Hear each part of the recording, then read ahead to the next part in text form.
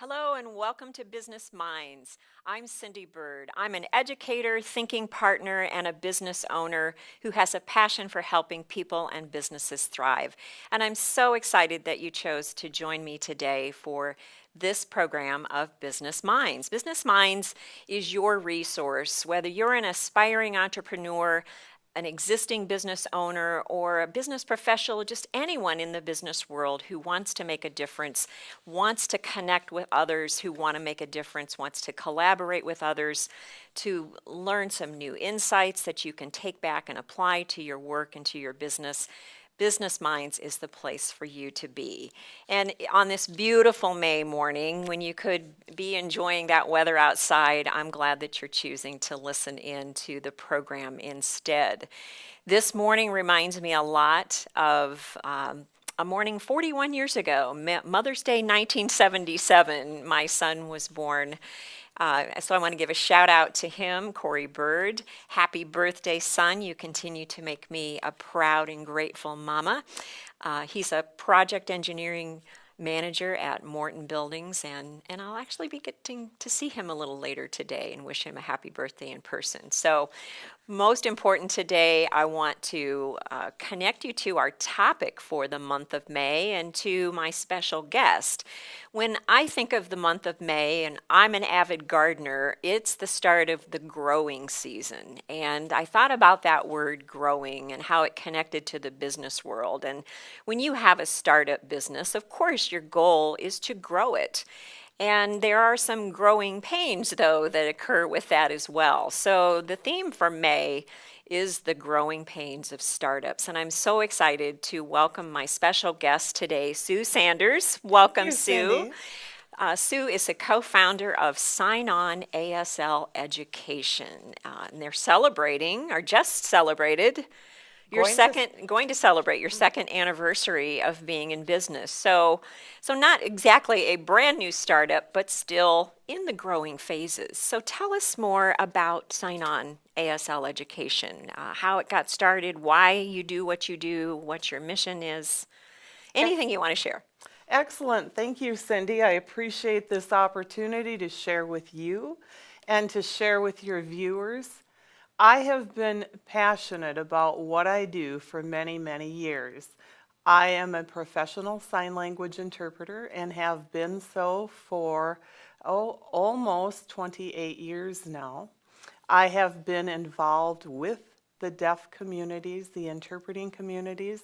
I've been involved with interpreter education, and over the years, I've seen this need that many people do not want to become interpreters. They don't want to learn the language so that they can interpret professionally. They want to learn just a little bit of communication to make someone's life better. And with all those thoughts in mind, I had an opportunity 2 years ago to bring in my business partner, Lynette Williams, and we founded Sign On ASL Education. In fact, the month of May, May 16th, will be our second anniversary. That's so exciting. So our mission is to connect the deaf and hearing communities. That's a large goal. And one might be sitting thinking, how could this be accomplished? That sounds very euphemistic. It sounds nice, but how does this occur? Well, Sign On has several possibilities how it can occur. Right now, we are offering community education sign language classes in the community, thus community education. And these classes are 4 weeks long. There are no homework projects, there are no tests, there are no assignments. People come simply to learn the language. For what purpose? Well, some of them have deaf family members who are American Sign Language users. And I can't advocate enough. Signing to your children, to relatives, whoever, learn some sign language because it improves life. Communication and language are power, and when we have equal communication access, we have power. Perhaps there's a deaf neighbor, a deaf coworker, being able to say, "How are you today? How are you feeling? Are you feeling better? How is your family? How are your children? Those are simple phrases. They certainly do not encompass the whole language, but it improves someone's world. Communication. A communication link is established, and Lynette and I are passionate about that. Well, Sue, that certainly comes across. And having been involved with Sign On in the early stages, I saw that passion, and it's not gone away, after 2 years. In fact, I sense that it's even stronger. And it's wonderful to hear that you have such a focus on being community minded. And that bigger vision, yes, it does sound ideal or maybe even a Right. little daunting for a Yes. business to have something like that, connecting the deaf and hearing communities. But that's really what you're all about. Absolutely. And if you can be the vehicle to make that happen, what a wonderful thing for you and Lynette to undertake.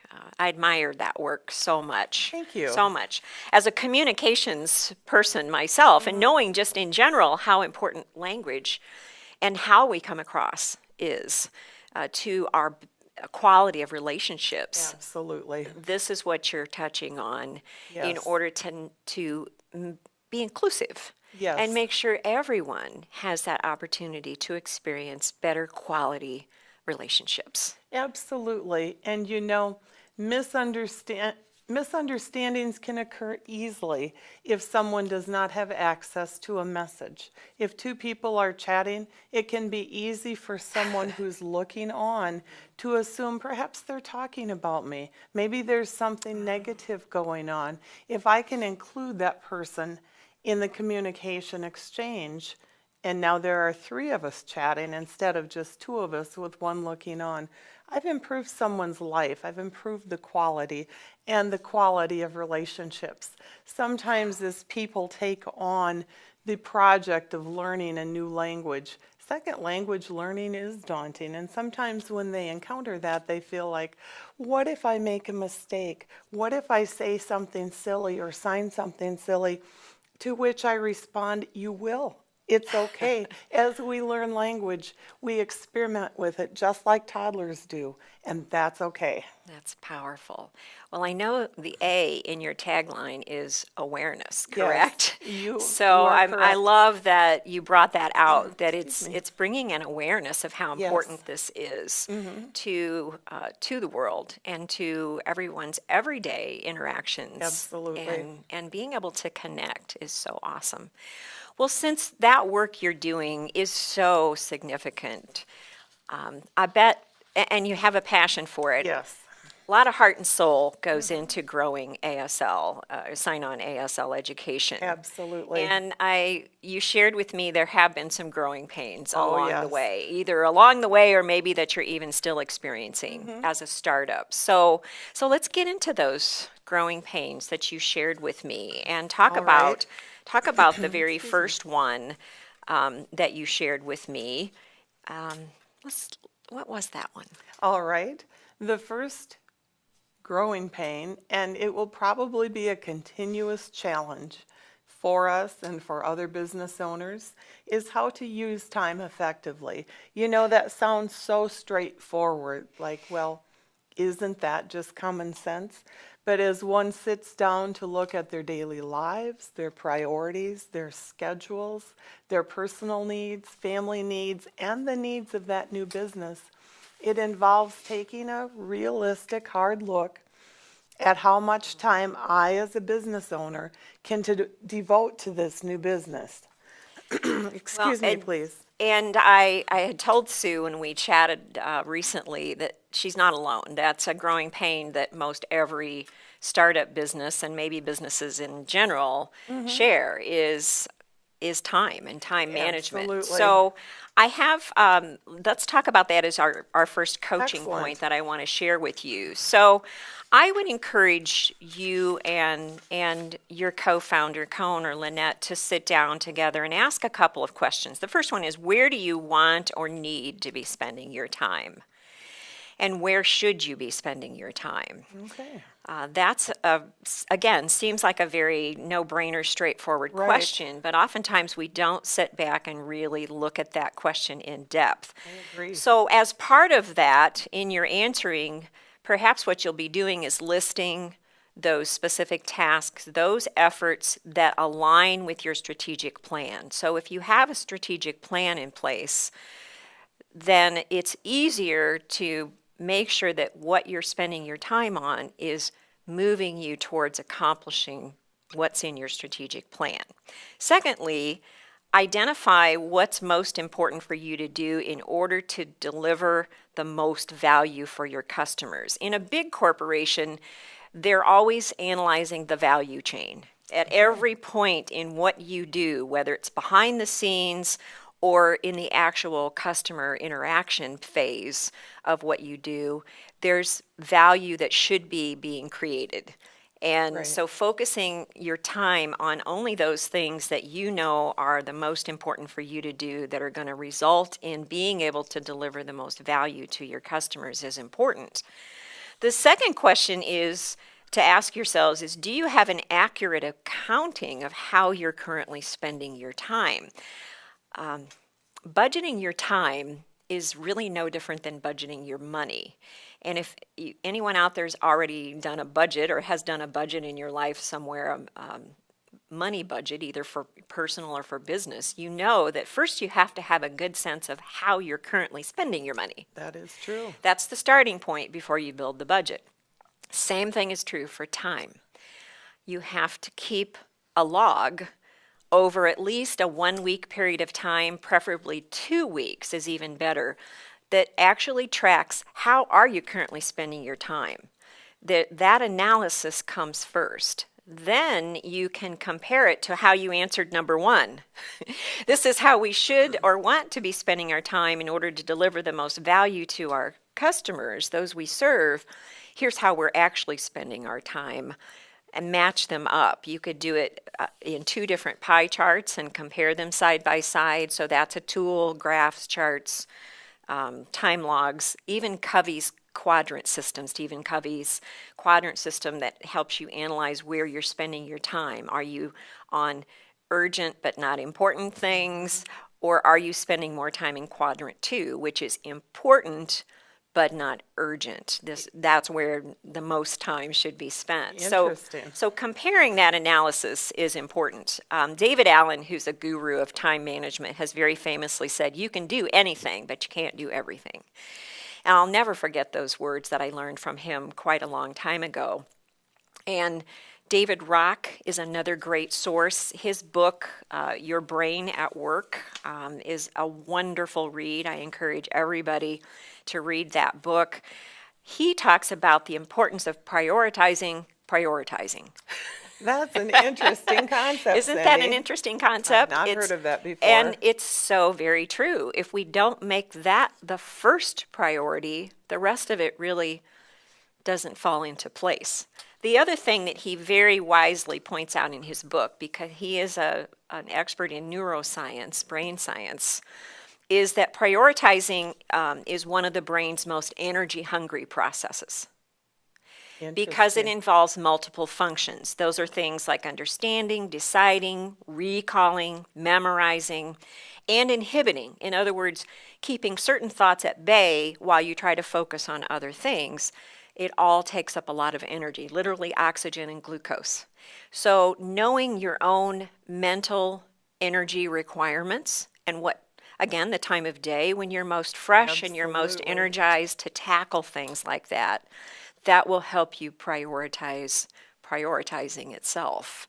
So it's not a good idea if you're mentally and physically depleted at the end of the day to try to sit down and figure out how should I be using my time effectively, because you're already energy depleted and it's not the best time to be doing that. So That makes a lot of sense. I especially like that time log. It seems so intuitive, and yet I'd not considered doing that for business. well, it is important. Oftentimes, though, people will roll their eyes at me and say, I don't have time to keep a time log.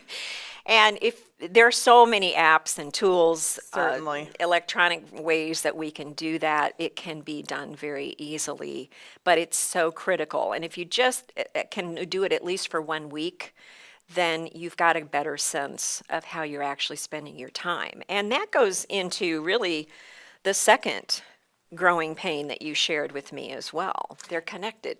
Absolutely. The second growing pain that I considered in going over this information is how can we allocate our resources wisely? Time is one resource, but of course, money is another.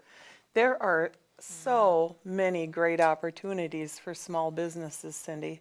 They come in the form of networking, marketing, professional development, amazing software, just to name a few, but they all come with a price tag, of course. And for the small business owner and the new business owner, it can be daunting to figure out which one should I accept and pursue and which one should I decline. Not because they're not a quality product, but because they just don't fit with my needs at the moment. The resources are not wisely used by investing in that. Well, you're on the right track there by already saying that, Sue. Okay. Because as we discussed in coaching point 1, it's important to compare the options of what you wish to participate in with your list of what's most important to you for you to accomplish, that's again going to deliver the most value to your customers. So being selective Yes. is a challenge for all of us these days. I think everyone's heard of the FOMO syndrome, fear of missing out, that if we don't go to absolutely every networking event, we might miss something, or if we don't participate in every webinar or read every article that comes across, that we're going to be missing out on something. And it's very related to information overload too, right? Where we just feel so overwhelmed. You know, time and money are probably the two most precious resources for startup businesses. And you may feel that both are limited, especially in the earlier stages of the business. So sometimes you have to get a little creative. Certainly. With how you allocate resources in both your time and your money. And I had an example that I wanted to share with you. So let's say more revenue is needed in order to deliver more value. Could you carve out time to say what are the low cost or even no cost options that will generate more awareness of what Sign-On ASL Education does, and in turn lead us to more revenue? So you're not investing necessarily a lot of money up front, but what you are investing is a little bit more time Absolutely. to investigate what those things are. So it might be that you need to spend time being more strategic about your networking choices. And a lot of networking organizations don't require you to be a member up front. You can come and attend meetings as guests. You can be a guest of someone else. Look at your list of contacts and find out who is already in a networking organization that is a strategic one for you to tap into, and reach out to those people and say, looking to connect with more people out in the community. Do you have any upcoming meetings or events? They may just openly say, I'd love to have you come as my guest.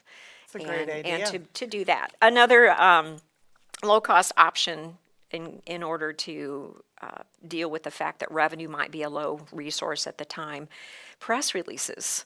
It's kind of old-fashioned, but we use social media so much, but oftentimes we overlook the traditional press release that can go out to all the news media outlets, including the online outlets, of course. And if you're giving a workshop, a photo opportunity, let them know that there's an opportunity to come and actually see a class, to come and interview participants in your class as well. Guerrilla marketing is another low cost, so pop-up events.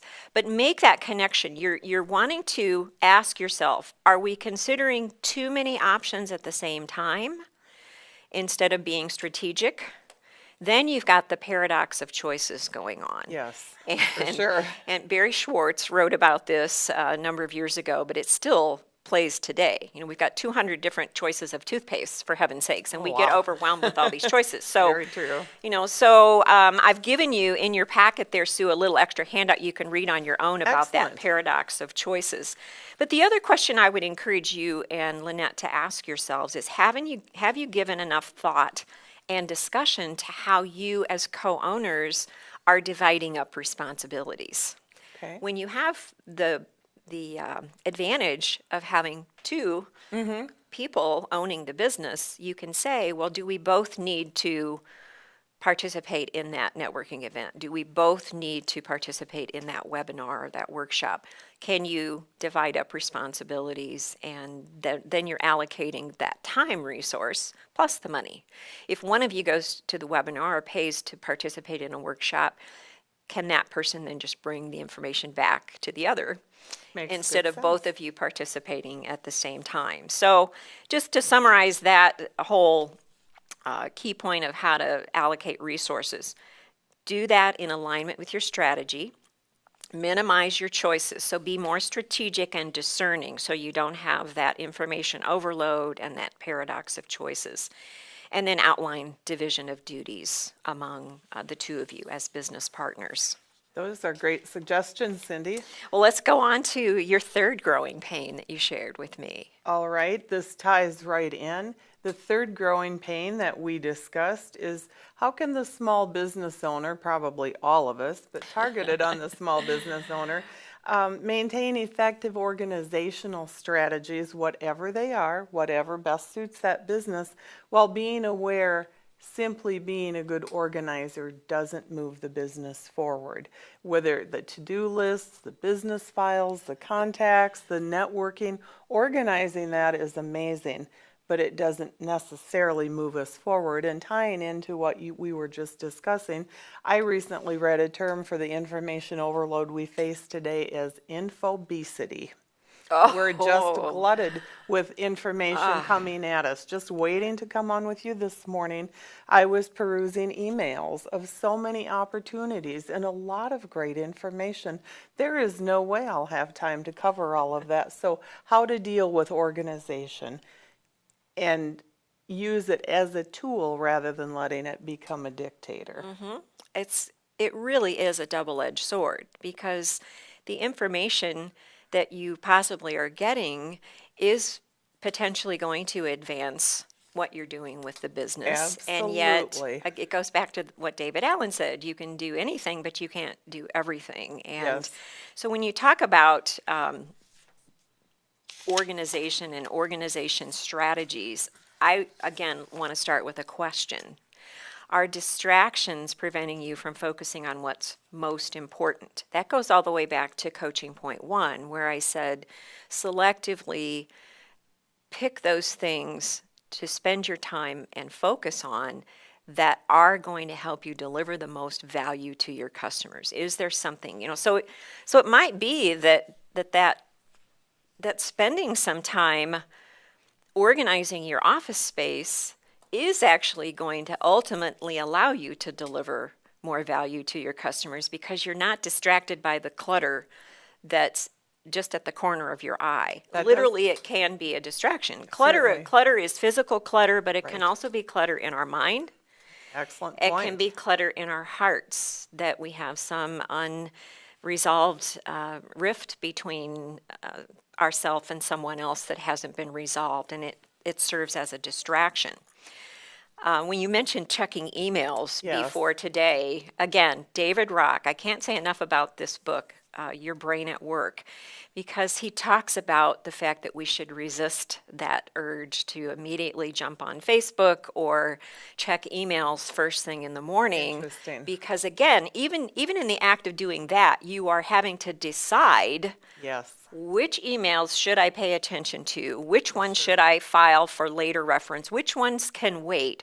So that whole process of decision making, it's decision fatigue is another psychological term that I'll share with you and with viewers today, that decision fatigue that we feel from all of that. Even on Facebook, you're Yes. look, oh, should I like this post? Oh, does it need a love?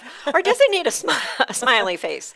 Or should I Exactly. comment on this post? Where Yes. we have so many decisions that have ramped up because of all of this other information coming to us, that oftentimes it's making sure that we even carve out the time to recognize that that's what's happening. What are those distractions that we can minimize or eliminate? So the other question to ask is, do you have some dedicated time set aside to reflect on how things are going?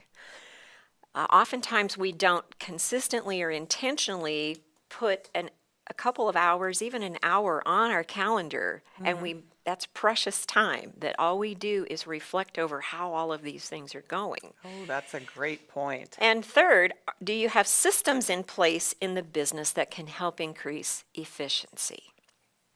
Oftentimes, when we want to increase effectiveness, it can start with being more efficient and improving productivity in order to be more effective. So what I would encourage you to objectively evaluate are what seem to be the biggest time wasters, the pain points, or the inefficiencies, where you find yourself handling the same pieces of paper over and over again, or doing the same tasks over and over again. It may take some time to address those things initially, Absolutely. but in the long run, it will pay off. So one of the things that I have shared, I think, with some other guests on the show too, is how important it is to make sure that you're matching your strengths and your abilities and capacity to what it is you want to accomplish. So if you're not good at a particular organization strategy, it's okay to ask for help. It's okay to outsource that. And when you are a startup and your money is limited, maybe there's an intern out there that would love to be getting some experience from knowledgeable business owners. And a lot of unpaid internships exist. And we have a wonderful resource of a lot of local colleges, Illinois Central College, Bradley, Robert Morris University, where you could tap into that. But looking at where are you more efficient, and then where you're not, either gaining skill in that or outsourcing it to someone else. And the last thing that I'll share as a key point under this is to consider mindfulness practices, mindfulness meditation practices. I know Lynette's heard me talk about this a lot, and I've talked about it a lot on the show, but it really does help improve focus, concentration. It helps enhance brain functioning and our overall sense of well-being. But if you can eliminate obsessing over what happened yesterday, or worrying about, which email should I read today, or which resource should I allocate, if you can just be in the moment, it can greatly improve your ability to get accomplished what you want to accomplish in that particular time frame. Those are great thoughts, Cindy. Thank you for being my guest today. Thank It's been you. so wonderful. I want you to share. You said earlier that you have upcoming workshops and events. How can people find out about those, and how can they find out more about Sign On ASL Education? They can connect with us via Facebook. They can go to our website at signon-asleducation.com and submit a contact form, or they can contact us via our email, signonasleducation, all one word, @gmail.com. We'd love to have you at a future event. Okay, again, my guest today has been Sue Sanders, co-founder and co-owner of Sign On ASL Education. I'm so excited for this business, such an important element in our community, connecting the deaf and hearing communities and improving their quality of connection and quality of life overall. Thank you so much for joining me today. I'll be back next week to continue this topic. Have a wonderful rest of the day, and I look forward to hearing from you soon.